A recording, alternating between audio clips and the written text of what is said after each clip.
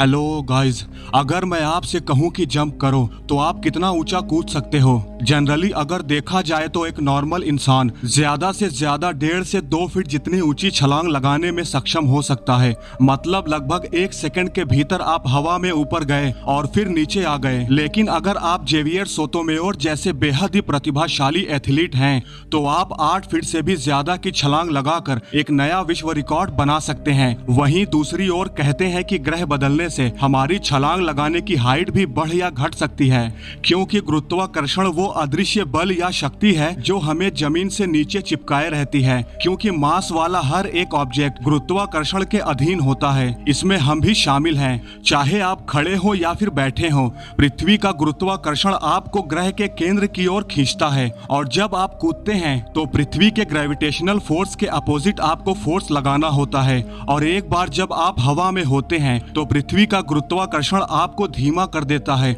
आखिरकार जब आपकी वेलोसिटी 0 हो जाती है तब आप वापस सतह पर गिर जाते हैं। अब अगर बात करें हमारे सौर मंडल में मौजूद ग्रहों की, तो ये अलग अलग टाइप और साइज के होते हैं, जिससे उनका ग्रेविटेशनल फोर्स भी डिफरेंस होता है। उन सभी ग्रहों पर तो मास आपका वही रहेगा, लेकिन एक ग्रह से दूसरे ग्रह पर आपका वजन बहुत अलग होगा।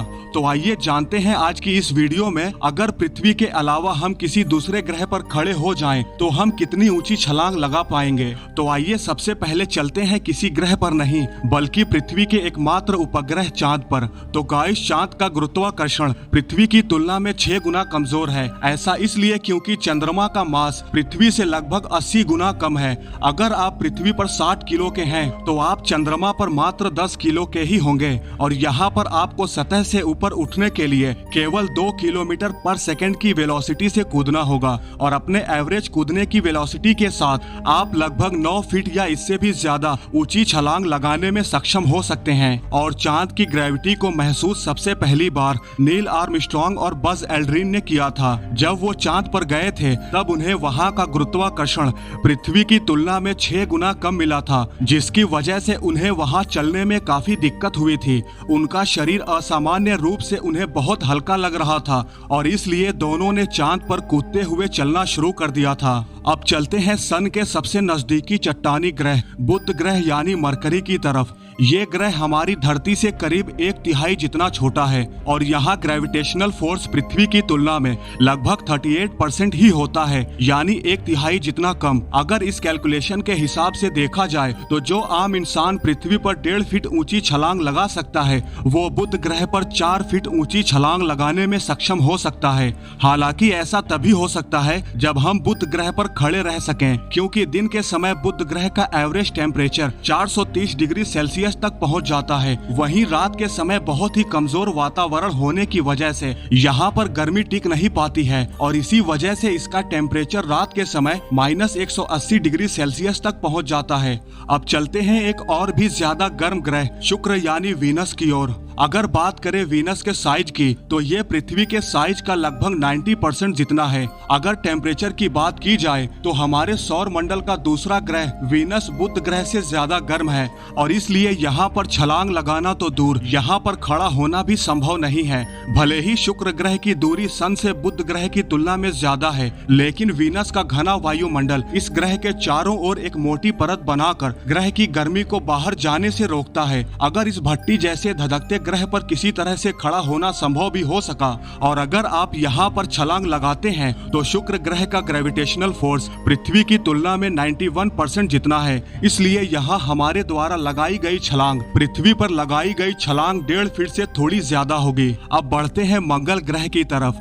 तो गाइस, चांद पर इंसानों के द्वारा पहला कदम रखते ही इंसान ने फिर मंगल ग्रह पर जाने का अपना लक्ष्य तय कर लिया था। हालांकि ये बात और है कि मंगल ग्रह पर इंसानों के पहुंचने का सपना आज भी सपना ही बना हुआ है। लेकिन अगर देखें तो पृथ्वी के बाद मंगल ही एक ऐसा ग्रह है जहां कुछ खास परिस्थितियों में इंसान रह सकते हैं और यहां पर इंसानों को भेजने की तैयारी जोरों शोरों से चल भी रही है। यानी आने वाले कुछ सालों में हम मंगल ग्रह पर भी छलांग लगाने वाले हैं। हम इंसानों द्वारा भेजे गए रोवर्स मंगल की सतह पर घूम रहे हैं।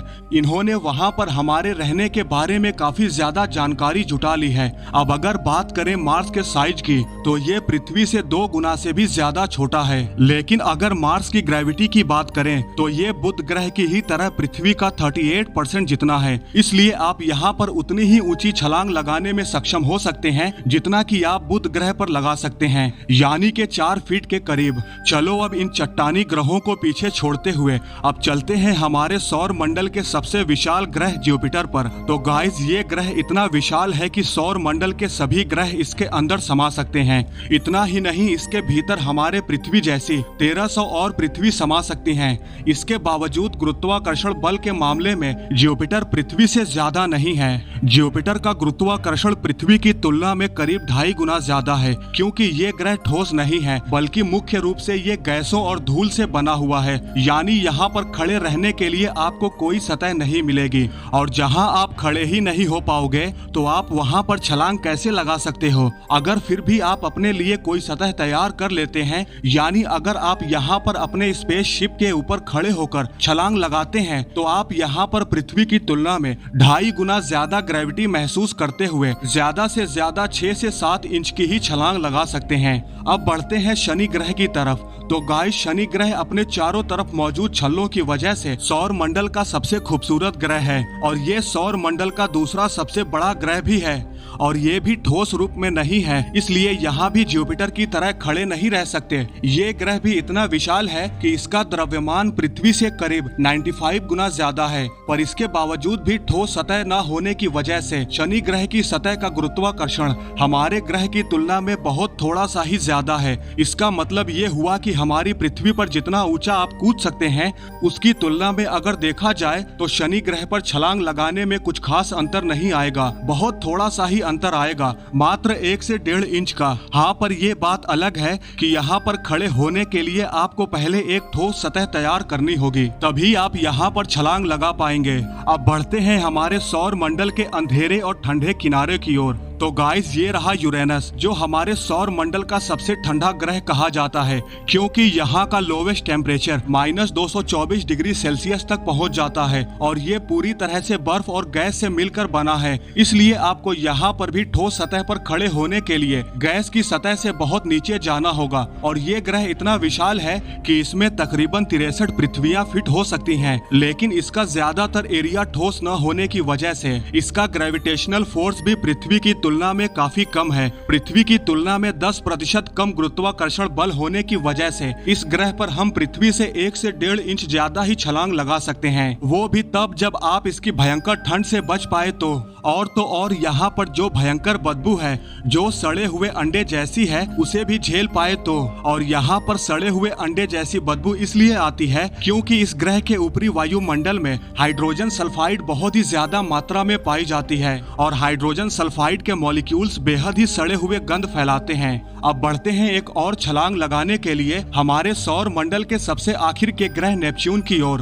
तो गाइस ये ग्रह यूरेनस से ज्यादा दूर होने के बावजूद भी ये यूरेनस से कम ठंडा है, और इसका जो एवरेज टेम्परेचर है वो -210 डिग्री सेल्सियस तक ही रह पाता है। और इसका यूरेनस से कम ठंडा होने का मेन कारण यूरेनस का अपनी अक्ष पर अधिक झुका हुआ होना है।